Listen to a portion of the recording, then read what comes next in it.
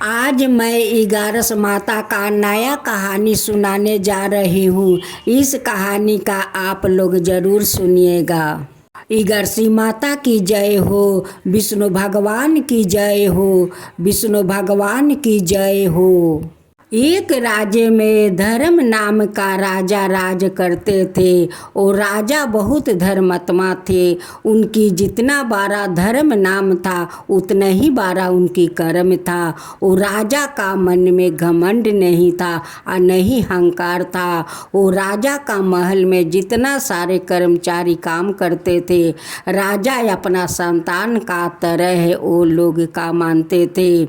राजा का पत्नी महारानी कभी कर्मचारी को नौकर कहकर कभी नहीं बुलाया करती थी। सभी कर्मचारी को भैया और भाई कहकर बुलाती थी। उनकी मन में तनिका घमंड नहीं था और नहीं गरीब से कोई घृणा था। जैसे राजा का मन साफा था वैसे ही रानी का मन सफाई था। उनकी एक पुत्री राजकुमारी थी। जब राजकुमारी 5 बरस का हो जाती है तब राजा का मृत्यु हो जाता है। तभी से वो सारे कर्मचारी महारानी का राजपाट सब संभाल लेते हैं। राजा का महल में 2 कर्मचारी था कि जो राजा के तरह रहता था और वो राजा जैसा ईमानदार था और कोई वो लोग का धन का लोभ नहीं था। दोनों कर्मचारी का मन में ना शैतानी था और ना कोई धन का लोभ था। वो तो दोनों बहुत ईमानदार था और मन के बहुत सच्चा था। महारानी अपना कर्मचारियों को कभी नौकर कहकर नहीं बुलाई, भैया कहकर बुलाती है या भाई कहकर बुलाती है। उस महारानी का महल में जितना कर्मचारी लोग हैं उसकी परिवार को महारानी कभी दुख तकलीफ नहीं करने देती है।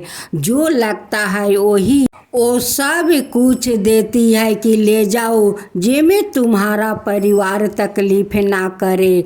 उसलिए तो सभी कर्मचारी महारानी जी को बहुत मानते थे, बहुत उनसे प्यार करते थे। एक दिन राजकुमारी कहती है कि अंकल जी मुझे तो घोड़ा का सवारी सीखना है, मुझे घोड़ा का सवारी सिखा दीजिए। वो कहते हैं कि अरे मेरी राजकुमारी घोड़ा का सवारी सीखेगी, चलो चलो मैदान में मैं अपना राजकुमारी को घोड़ा को सवारी करना सिखाती हूँ। जो आदमी उस राजपाट को संभाल रखा था उसका एक का नाम था उषधामा और दूसरा के नाम था सुदामा। महारानी उषधामा और सुदामा को अपना भाई का तरह मानती थी। राजकुमारी घोड़ा का सवारी सीखते सीखते बड़ी हो जाती है। कहती है कि अंकल जी देखिए देखिए अब मैं खुद घोड़ा का सवारी कर सकती हूँ। उस धामा कहते हैं कि मेरी राजकुमारी तो बहुत बड़ी हो गई, अब तो वो खुद ही अपना सवारी कर सकती है। एक दूसरे राज्य में एक राजा था। उस राजा का 2 राजकुमार था। जो दोनों राजकुमार बड़े हो चुके थे वो दोनों राजकुमार का राजा शादी करवाने वाला था। राजा अपना दोनों राजकुमार से बहुत प्यार करते थे। हमेशा उन दोनों को राजा का पोशाक पहनाकर और उसकी कमर में तलवार एक खोस देते थे और कहते थे कि ये तो मेरे दोनों राजा है और राजा का तो धर्म यही है कि यही पोशाक पहनते हैं और ऐसे ही तलवार अपना कमर में खोस कर रखते हैं। राजा अपना दोनों राजकुमारों को राजा का तरह देखकर बहुत प्रशंसा करते थे कि मेरे राजा दोनों तो मेरे राजा है, कितने अच्छे लगते हैं इस राजा को पोशाक में।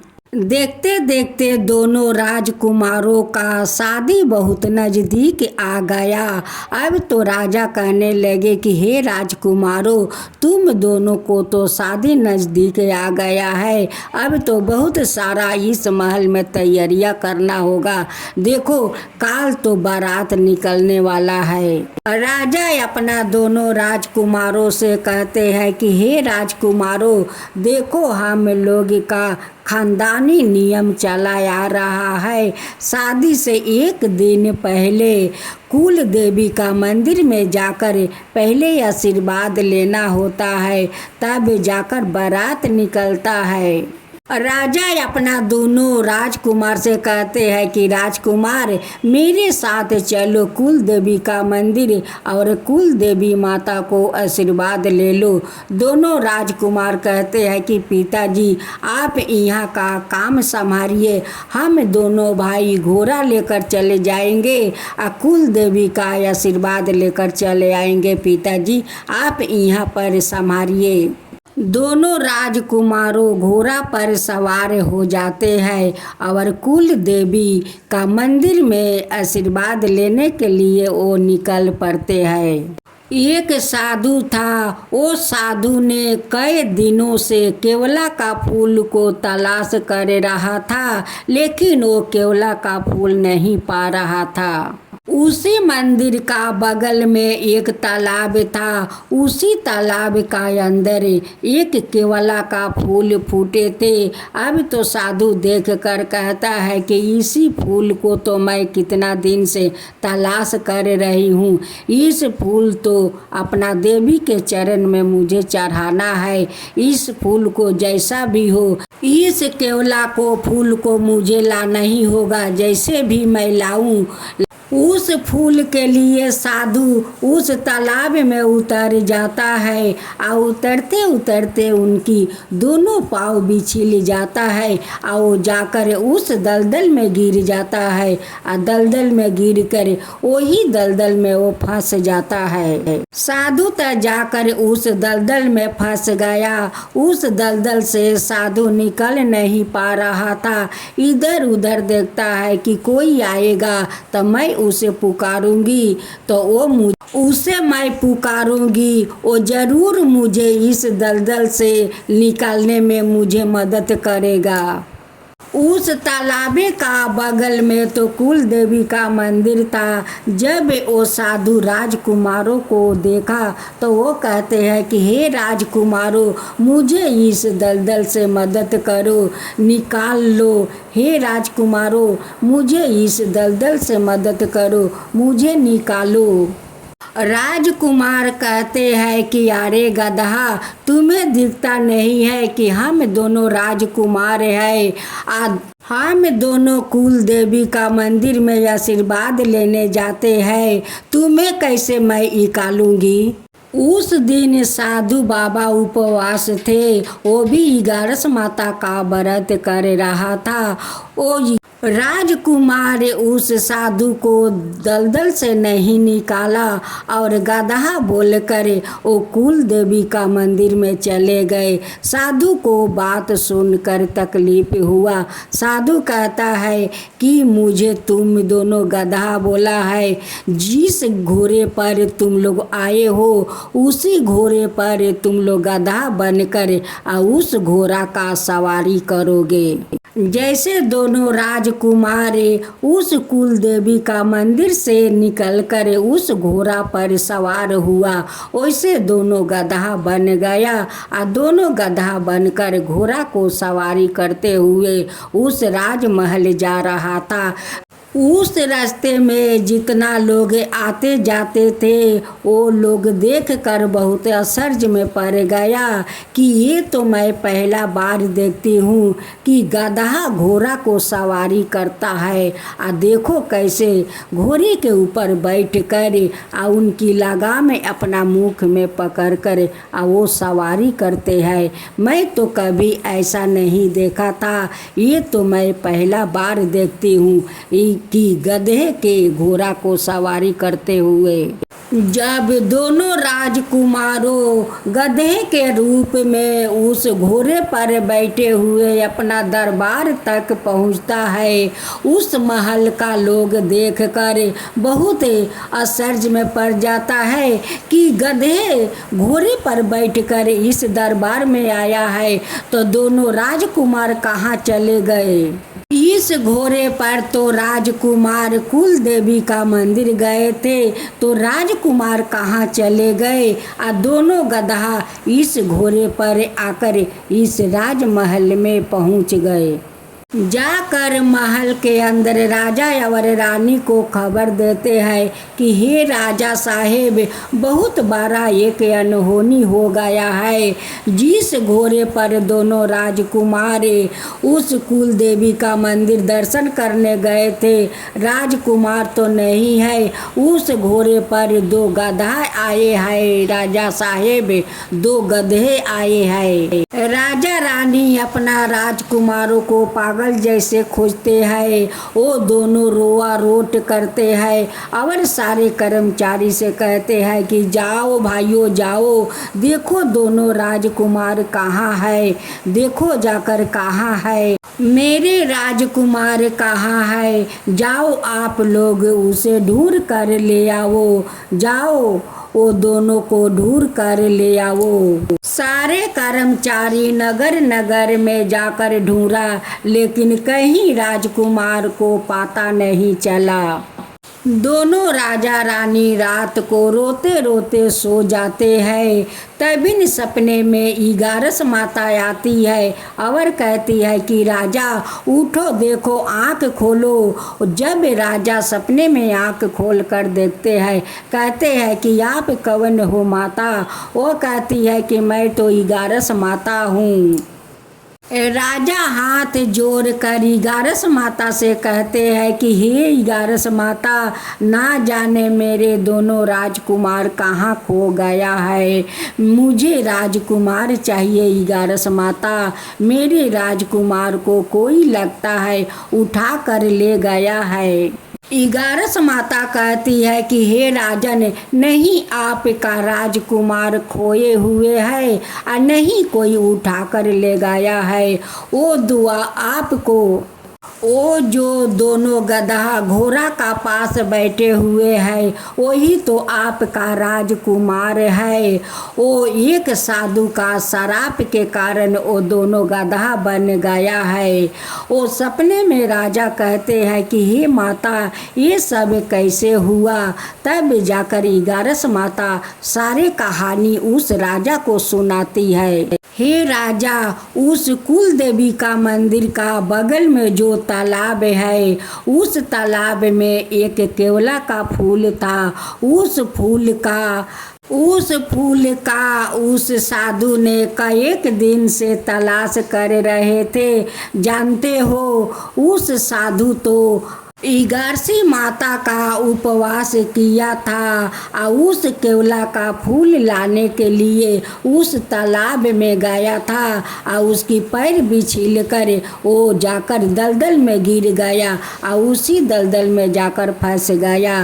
ये दोनों राजकुमारों से उस साधु ने मदद मांगा कि राजकुमारों, मुझे इस दलदल से मदद करो। तो जानते हैं आपका राजकुमार क्या बोला। कहते हैं कि अरे गधा, तुम नहीं देखता है कि मैं इस पोशाक में हूँ, तुम्हें कैसे निकाल सकता हूँ। तुम तो गधा हो कि एक फूल के कारण तुम जाकर दलदल में समा गया, तो मैं कैसे तुम्हें निकाल सकता हूँ। तब जानते हो राजन, उस साधु का बहुत दुख लगा कि ये लोग तो मुझे इस दलदल से नहीं निकाला और उल्टा कहता है कि तुम तो गधा हो कि एक फूल के लिए दलदल में समा गया। वही दुख के कारण उस साधु ने वो दोनों को गधा का शराप दे देते हैं कि जाओ, तुम लोग गधा बनकर इस घोड़े का सवारी करोगे। आज आपका दोनों राजकुमार गदहा बन गया। अब तो इस बात को सुनकर सपने में राजा इगारस माता को पैर पकड़ लेते हैं और कहते हैं कि हे इगारस माता, इसका तो कोई हल होगा कि मेरे राजकुमार गदहा से राजकुमार बन जाए। कोई तो हाल होगा माँ, कोई तो हाल होगा। इगारस माता कहती है कि राजा, हल तो है लेकिन बहुत कठिन है। देखो, एक राजकुमारी के साथ दोनों राजकुमार को शादी करना होगा, तभी जाकर वो राजकुमार गधे से वो राजकुमार होंगे, अपना रूप में आएंगे। अगर एक राजकुमारी के साथ दोनों को शादी नहीं हुआ तो आपका राजकुमार कभी राजकुमार नहीं होंगे, ये गधा बन कर रह जाएंगे। राजा कहते हैं कि हे इगारस माता, ऐसा लड़की मैं कहाँ मिलेगी, कहाँ खोजूंगी। इगारस माता कहती है कि हे राजा, खोजने पर तो भगवान मिल जाता है, और राजकुमारी क्या है, खोजिए आपका राजकुमारी मिल जाएगी। अगर नहीं खोजेंगे तो राजकुमारी कहाँ से मिलेगी। जब राजा का अंगी टूटा तो रानी से कहते हैं कि हे रानी, वो दोनों गधा गधा नहीं है, वही गधा हम लोग का राजकुमार है, वही गधा हम लोग के राजकुमार है। मेरे सपना में इगारस माता आई थी और सारा राजकुमार का बारे में सारा बात बताई है।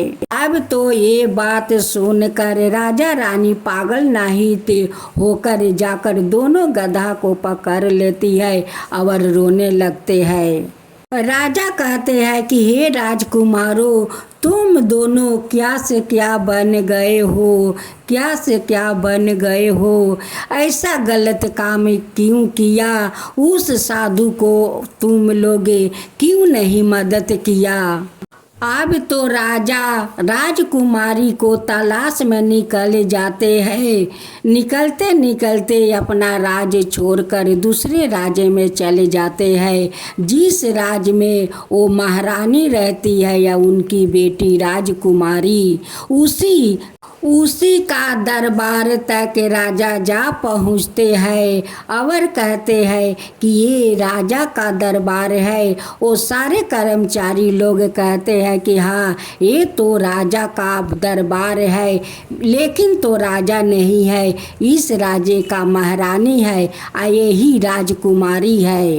राजा वो लोग से कहते हैं कि भाइयों, आपका महारानी से मैं मिलना चाहती हूँ, मैं बहुत मुसीबत में हूँ, आप लोग उस महारानी को बुला दीजिए। उनकी कर्मचारी जाकर महारानी से कहते हैं कि महारानी जी, आपसे एक राजा मिलने आए हैं। महारानी कहती है कि ठीक है, उन्हें बैठा कर रखिए, मैं अभी आती हूँ।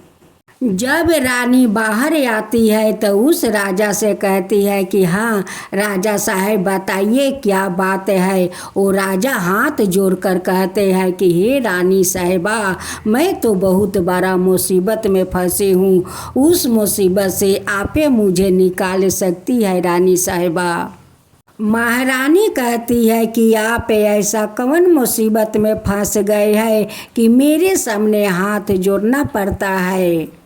राजा अपना राजकुमारों को बारे में सारे बातें उस महारानी से बताते हैं और कहते हैं कि हे महारानी, मेरे दोनों राजकुमारों शराब के कारण गधा बन गए हैं। एक साधु केवला का फूल लाने के लिए उस तालाब में उतरा था, उसकी पैर भी छिल गया, आओ जाकर दलदल में गिर गया, उसी दलदल में जाकर फंस गया था। मेरे राजकुमारों कुल मंदिर में आशीर्वाद लेने जा रहे थे, क्योंकि कल उनकी शादी था। वो साधु वो लोग से कहा कि हे राजकुमारों, इस दलदल से मुझे मदद करो, मेरे राजकुमारों मदद नहीं किया और उन्हें उल्टा गधा बोला। उसी गधा बोलने के कारण वो श्राप दे दिया कि तुम लोग मुझे गधा बोलते हो, जाओ तुम दोनों गधा बनकर घोड़ा को सवारी करोगे। दोनों राजकुमार जैसे कुल देवी का मंदिर से निकलकर उस घोड़ा पर सवार होते हैं, वैसे ही दोनों गधा बन जाता है। और ये भी बात आई थी कि देखो, एक राजकुमारी के साथ दोनों राजकुमार को शादी करना होगा, तभी जाकर वो लोग गधा से मुक्त होगा। राजा सारे सपने का बात उस महारानी से बताते हैं। महारानी कहती है कि हे राजा, एक राजकुमारी दो राजकुमार से कैसे शादी कर सकती है? ये असंभव है, ऐसा कभी नहीं होगा राजा। अब तो राजा उस रानी के सामने हाथ जोड़ते हैं और कहते हैं कि हे रानी, मेरे दोनों राजकुमारों का जीवन आपका हाथ में है, नहीं तो मेरे दोनों राजकुमारों सारा जीवन गधा बनकर रह जाएंगे। ये तो आपके हाथ में है, ये तो आपका राजकुमारी कर सकती है, गधा से मुक्त कर सकती है। हे महारानी जी। अश्वत्थामा और सुदामा दोनों कहते हैं कि हे राजा, जो राजकुमारी से वो दोनों राजकुमार को विवाह होने जा रहे थे, उसी राजकुमारी का साथ आप दोनों राजकुमारों को विवाह दे दीजिए। वो राजा कहते हैं कि नहीं भाई नहीं, ऐसा नहीं हो सकता है, अगर होता तो आपका पास मैं क्यों आता। 11 माता मेरे सपने में आकर दर्शन दिखाई थी। यही सारे बात 11 माता मुझे बताई कि यही एक उपाय है कि एक राजकुमारी के साथ दोनों राजकुमार शादी करेंगे, तभी गधा से वो मुक्त होंगे। आप बताइए, 11 माता जो सपने में मुझे भविष्यवाणी बताई है, वो तो कभी गलत नहीं हो सकता है। वही सब सच होगा भाई, वही सब सच होगा। राजकुमारी का राजा का बात सुनकर या उनकी आंसू देखकर राजकुमारी को माया लाग जाता है। अपना माँ से कहती है कि माँ, मैं राजकुमारों से शादी करने के लिए राजी हूँ, आप राजी हो जाओ माँ, आप राजी हो जाओ। महारानी कहती है कि राजा साहेब देखिए, नहीं बेन बाजा ले आइए और नहीं बाराती ले आइए। जिस कुल देवी का मंदिर में राजकुमार को ये हालत हुआ है, उसी कुल देवी का मंदिर में दोनों जाकर वहाँ पर शादी करेंगे। राजा महारानी का बात सुनकर बहुत खुश हो गए और वहाँ से लौट कर अपना महल आए और रानी से कहने लगे कि रानी देखिए, नहीं बाजा चाहिए, नहीं बेन बाजा, कुछ नहीं, बस उसी कुल देवी का मंदिर में अपना दोनों राजकुमार को लेकर जाना है और उधर से राजकुमारी आएगी और दोनों की शादी उसी कुल देवी का मंदिर में होगा। इधर से दोनों राजकुमार जाते हैं, उधर से राजकुमारी आती है उस कुल देवी का मंदिर में और दोनों राजकुमारों राजकुमारी का माला पहनाते हैं। राजकुमारी राजकुमारों को माला पहनाती है। राजकुमारी दोनों राजकुमार का साथ शादी कर लेती है और वहीं पर 11 माता आकर प्रकट होती है और अपना दर्शन दिखाती है। 11 माता दोनों राजकुमारों को गधा से राजकुमार बना देती है और सादा सुहागिन रहने का आशीर्वाद देती है।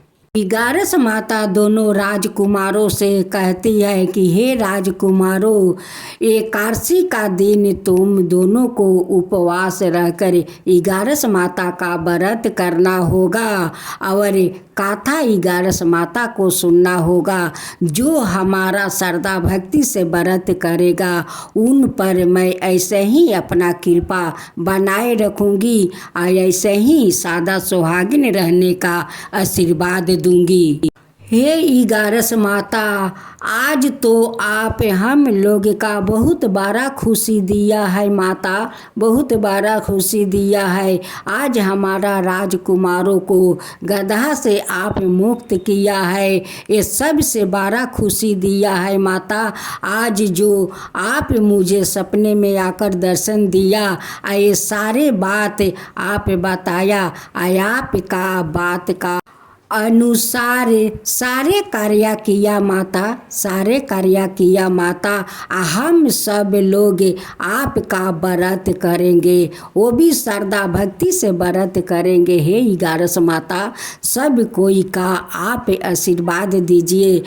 सभिन का सादा सुहागिन रहने के आशीर्वाद ग्यारस माता देती है, देकर अंतर ध्यान हो जाती है। हे ग्यारस माता, जैसे उस राजा को आकर आप सहायक बने, उनकी राजकुमारों को गधा से मुक्त किया, वो सभिन को अपना सादा सुहागिन रहने का आशीर्वाद दिया, वैसा ही सबका आशीर्वाद दीजिए। हे ग्यारस माता, जो आपका कथा कहता है, जो सुनता है, जो हुंकारी पड़ता है, उन सब का ऊपर कृपा कीजिए। हे ग्यारस माता, सबके ऊपर कृपा कीजिए। ग्यारस माता की जय हो, ग्यारस माता की जय हो, विष्णु भगवान की जय हो, विष्णु भगवान की जय हो।